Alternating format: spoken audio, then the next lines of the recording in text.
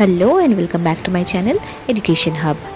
আজকে আমরা English renaissance পোয়েট্রির একটা গুরুত্বপূর্ণ মাইলস্টোন নিয়ে আলোচনা করব, Tottel's Miscellany, that was written in the year 1557।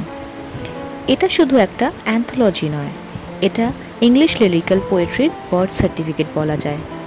আগে পর্যন্ত পোয়েট্রি হাতে কলমে লিখে ছোট অডিয়েন্সের মধ্যে সার্কুলেট করা হতো, কিন্তু এই কালেকশন প্রথমবার প্রিন্টিং প্রেসের মাধ্যমে পোয়েট্রিকে পাবলিক রিডারশিপ হাতে তুলে দেওয়া হয়েছিল।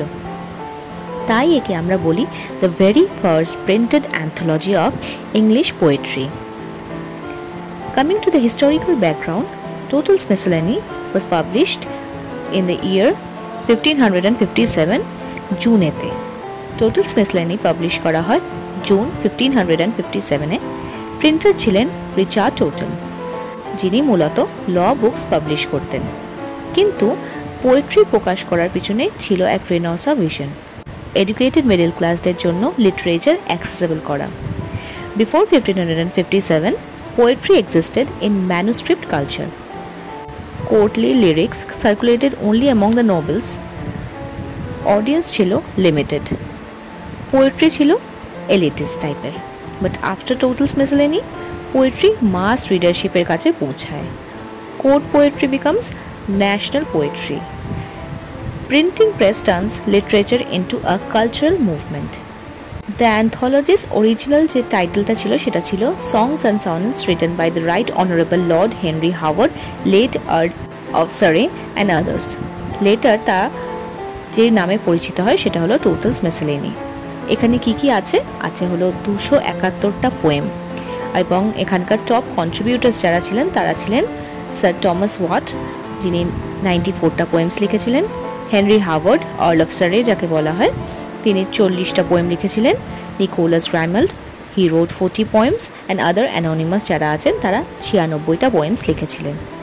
থিম ছিল courtly love, betrayal and loyalty, fortune, fate and morality, personal reflection. এবার আসা যাক লিটারারি কন্ট্রিবিউশনের দিকে। Sonnet tradition in English. Wyatt introduce করেছিলেন Italian Petrarchan sonnet form. Surrey modify করে he brought the English Shakespearean sonnet structure. আর এই অ্যান্থোলজিটাকে আমরা দেখি it preserved their works, laid foundation for Shakespeare, Sidney and Spenser. Blank verse আমরা দেখি যে Surrey was the first to use unrhymed iambic pentameter in English.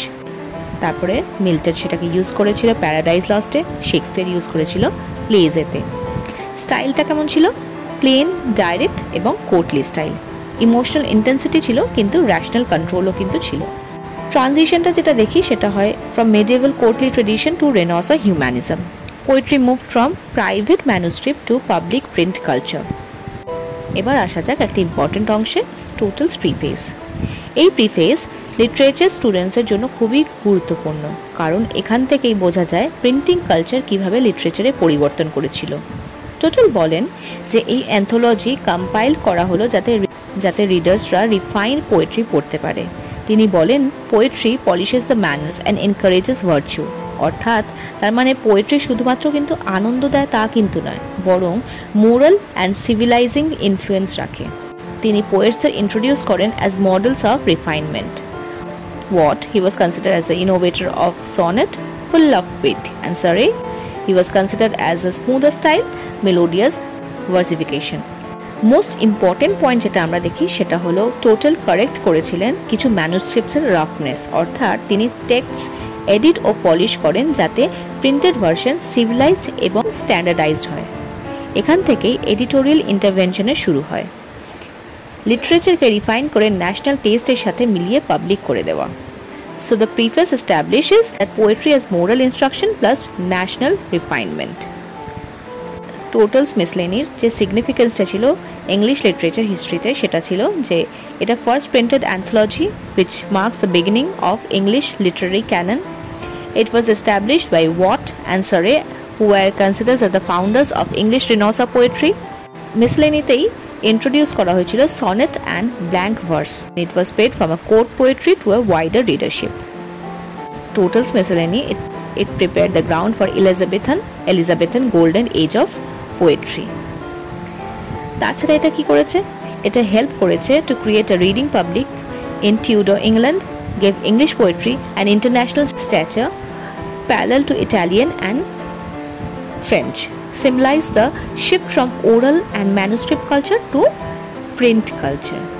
So viewers, Total's Miscellany is not just a book. এটা ছিল এক যুগান্তকারী ঘটনা, যেখান থেকে শুরু হলো ইংলিশ রেনেসাঁ পোয়েট্রির আসল যাত্রা। উইদাউট দিস অ্যান্থোলজি হয়তো আমাদের কাছে ওয়াট বা সারের কাজগুলো টিকে থাকতো না, আর শেক্সপিয়ারিয়ান যে সনেট ট্রেডিশন এত শক্তিশালীও কিন্তু হতো না। Total's Miscellany marks the beginning of modern English poetry, where literature stepped out of the court and became the property of the nation. So this was all about Total's Miscellany. To দেখা হচ্ছে next video তে। Ta-ta!